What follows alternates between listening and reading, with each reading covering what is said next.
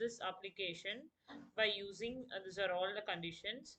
In your base paper they are using LSTM as a main algorithm, so I had created with LSTM.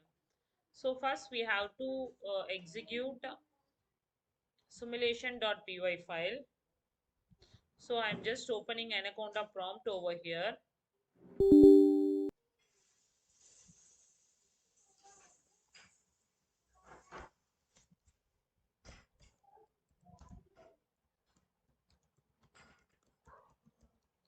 So while I'm executing this file, I'm using the data set. Okay, that I'll just show you. Wait. So action DQN25RHO 4.0 data. So this is the data set I'm using. So while I'm executing, these are all the files are generating. What will be the action on offline, action on online? Okay, what will be the job and what will be the user on offline and online and semi. So you can see here the project is executing. How many user has been created, the environment has been created. So once the environment has been created, what will be the energy and age for here? So on the same basis it will be started for the execution. You can see, so it will start with the learning episodes. So in this project I had given episode nearly 500.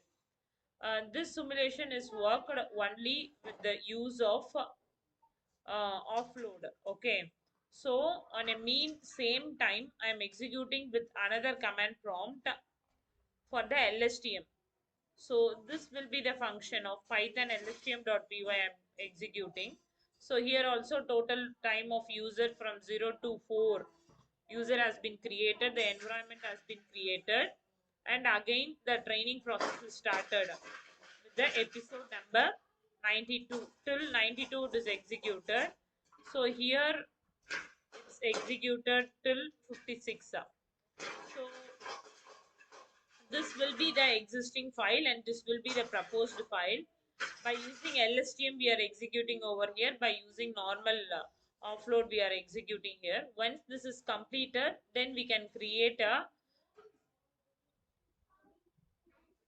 graphical based representation output.